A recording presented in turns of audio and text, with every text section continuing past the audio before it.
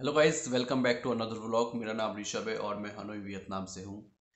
इस वीडियो में मैं अभी अभी जो है बाहर से आया हूँ। मेरी क्लास ख़त्म हुई है। क्लास ख़त्म होने के बाद 1 घंटे का टाइम था, तो मैं आज पूरी हनोई में घूमा हूँ। और पूरी हनोई में घूमने के बाद मैं कुछ फ़ोटो क्लिक करके लाया हूँ आपके लिए कि हनोई किस तरीके से सजी हुई है। तो इस वीडियो में आप देखेंगे कि हनोई किस तरीके से क्रिसमस की वजह से सजी हुई है, क्या क्या यहाँ पे ट्रीज लगे हुए हैं। एक तो वो देखेंगे, और दूसरा कुछ कोविड से रिलेटेड कुछ आपके जो क्वेश्चन आए हैं उनके मैं इस वीडियो में आंसर देने वाला हूँ।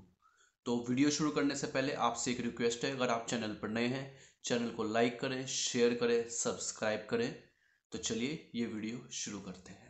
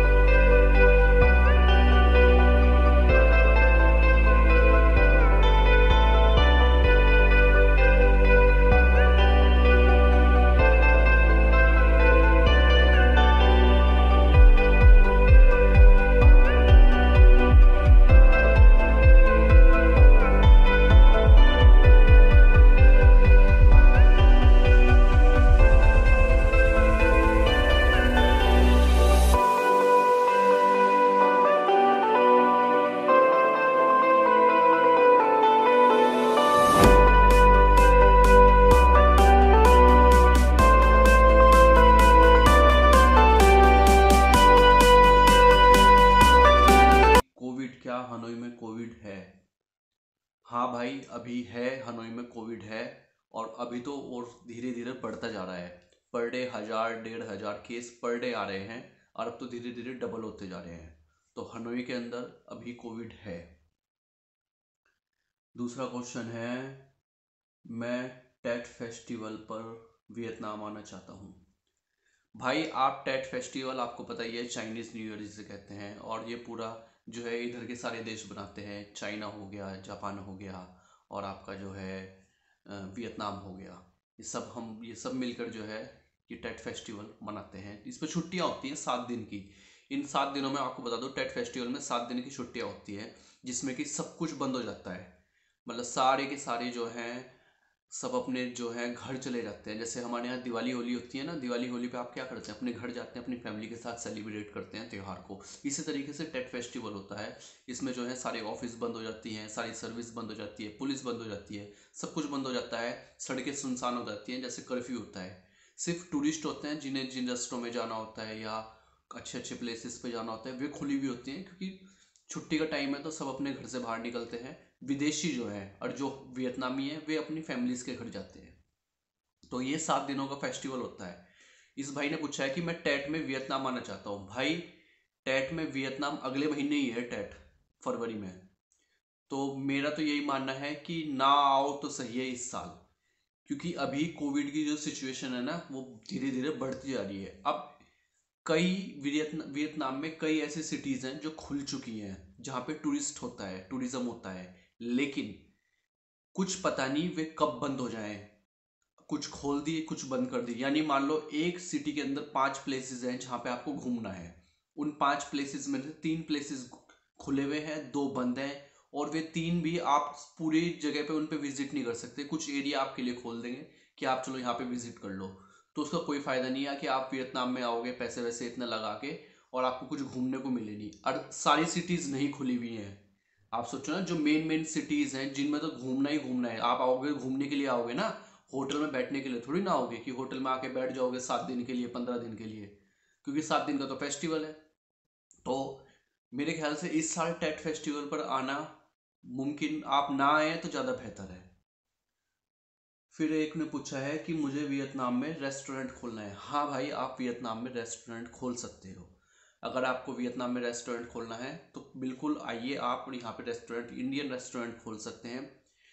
मेरा ये मानना है कि अगर आप छोटी सिटीज़ में रेस्टोरेंट खोलेंगे तो वहाँ पे खर्चा भी कम होगा, और जो है आप दिन में कमाई अच्छी कर सकते हैं। अगर वहाँ पे थोड़े बहुत टूरिस्ट हैं, या कोरियन हैं, या जैपनीज़ हैं, या चाइनीज़ हैं, और अगर वियतनाम में भी हैं, वे भी आते हैं रेस्टोरेंट में। जैसे बकनिन सिटी है, हनोई से 40 किलो 50-60 किलोमीटर दूर है, वहाँ पे कोई इंडियन रेस्टोरेंट नहीं है। अगर आप वहाँ पे खोल लेंगे, वहाँ पे आपका रेस्टोरेंट चल सकता है। ऐसी निनबिन सिटी है, वहाँ पे एक ही रेस्टोरेंट है। तो बहुत सारी ऐसी सिटीज़ हैं जहाँ पे रेस्टोरेंट है ही नहीं, और ये स्मॉल सिटी भी है। तो आपको ज़्यादा इतना इतना इन्वेस्ट भी करना नहीं पड़ेगा कि आपको जो है, जैसे हनोई हो गया या होचिमिन हो गया या दानंग हो गया, ये है एक्सपेंसिव सिटी। ये इस तरीके से मान लो आप दिल्ली, मुंबई, चंडीगढ़। अब दिल्ली, मुंबई, चंडीगढ़ में आप अगर आपको छोटी सी भी दुकान लेनी होगी तो कितना रेंट पे करना पड़ेगा, ये सोचो। आप कुछ खरीद तो सकते नहीं यहाँ पे कि आके आपने रेस्टोरेंट खरीद लिया या आपने घर खरीद लिया उसे रेस्टोरेंट में बदल लिया। आपको रेंट पे लेना पड़ेगा। छोटी सिटीज़ में जाओगे, खर्चे कम होंगे, रेंट जो है कम होगा। लेकिन बड़ी सिटीज़ में रेंट इतना होगा कि कैसे चलाओगे, ये आप पे निर्भर करता है। और सबसे बड़ी बात, जो भी आपको सामान, अब इंडियन रेस्टोरेंट में इंडियन ही सामान बनाओगे, शाही पनीर बनाओगे या जितनी प्रकार के नान बनाओगे, तो उसका जो मटेरियल है वो यहाँ पे नॉर्मल शॉप पे नहीं मिलता। कि आप जो है बाहर किसी शॉप पे जाओगे, वहाँ से जीरा ले आओगे या वहाँ से मिर्ची ले आओगे या वहाँ से हल्दी ले आओगे। इसके लिए आपको इंडियन स्टोर पे जाना होगा, या जैसे आप रेस्टोरेंट खोलते हो वहाँ तो बहुत सामान चाहिए, ठीक है। तो इंडिया से अगर कोई सप्लाई करता हो आपको, आपकी कोई इंडिया में जानकारी हो वहाँ से जो डायरेक्ट इतना माल सप्लाई करता हो, तो वहाँ से भी आप ले सकते हैं। तो ये आपके पास दो ऑप्शन है। ये मत सोच के रेस्टोरेंट खोलिए कि मैं बाहर से हल्दी ले लूँगा, काम हो जाएगा, बाहर से जीरा मिल जाएगा, बाहर से काला नमक मिल जाएगा, या बाहर से जो भी धनिया हो गया वो मिल जाएगा, या कस्तूरी मेथी होगी वो मिल जाएगी, पनीर होगा वो मिल जाएगी। ये चीज़ें नहीं मिलती भाई, यहाँ पे सामान्य शॉप पे नहीं मिलती। इसके लिए आपको या तो इंडियन ग्रोसरी स्टोर पे जाना पड़ेगा, या इंडिया में अगर जो भी आपको थोक विक्रेता हो उससे जो है वो यहाँ पे अगर भेजता हो, सप्लाई करता हो, तो आपको डायरेक्ट उससे बात करनी होगी।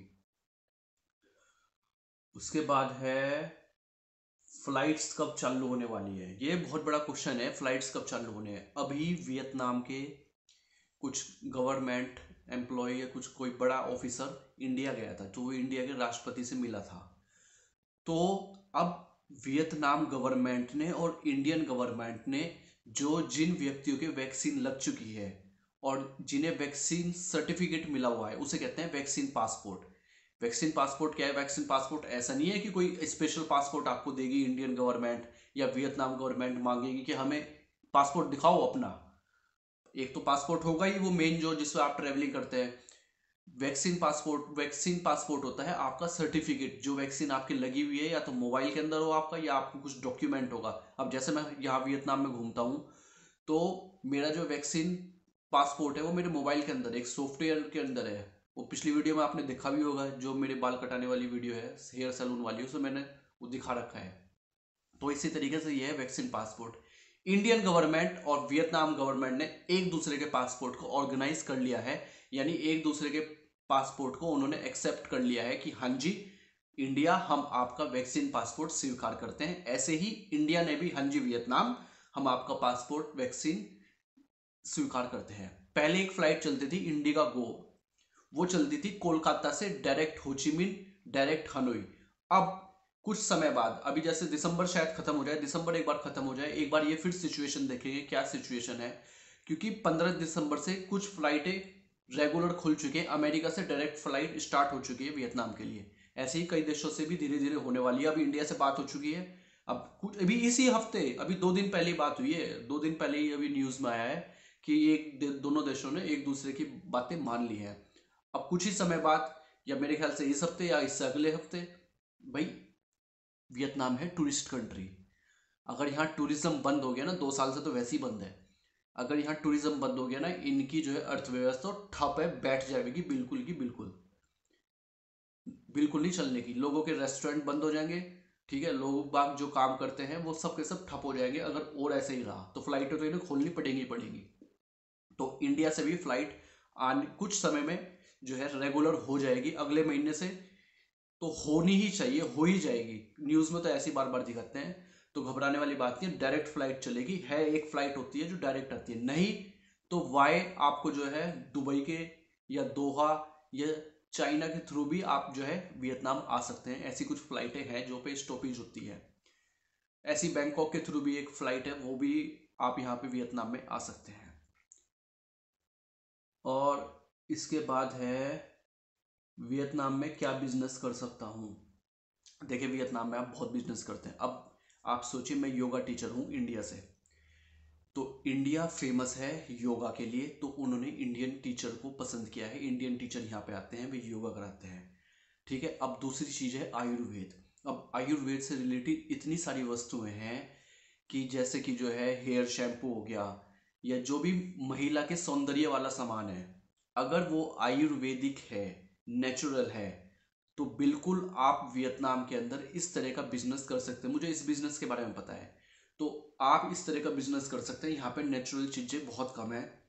ब्रांडेड, अगर इंडिया में कोई ब्रांडेड कंपनी है या आपकी खुद मैन्युफैक्चरिंग है इंडिया के अंदर, आयुर्वेदिक है, आयुर्वेदिक मैं कह रहा हूँ, नेचुरल, केमिकल नहीं, नेचुरल, नेचुरल की बहुत मांग है यहाँ पे।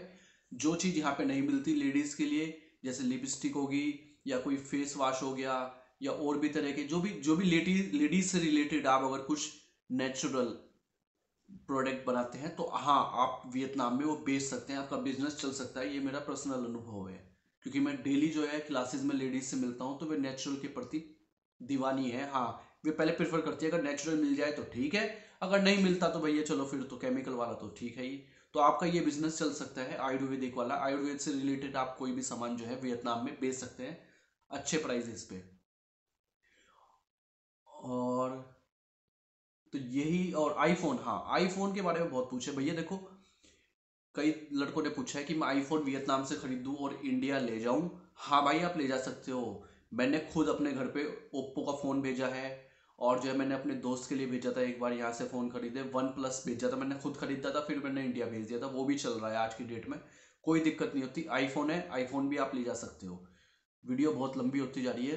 तो अगर आईफोन जो है यहाँ बहुत सस्ते भी मिलते हैं, ठीक है ना, बहुत अच्छी क्वालिटी के सस्ते मिलते हैं, थोड़े से पुराने होते हैं वे, पर 15,000, 20,000, 25,000, 30,000 में आपको आईफोन मिल जाएगा। पुराना कह रहा हूँ मैं, पुराना नया नहीं, ठीक है ना, पुराना कह रहा हूँ, तो मिल जाएगा अच्छी कंडीशन में। तो आप आईफोन वियतनाम से खरीद सकते हैं। तो आशा करता हूँ मैंने आपके सारे क्वेश्चंस के जवाब दे दिए हैं। अगर आपको ये वीडियो पसंद आई है तो मेरे चैनल को लाइक करें, शेयर करें, सब्सक्राइब करें। Thank you so much, bye bye, take care.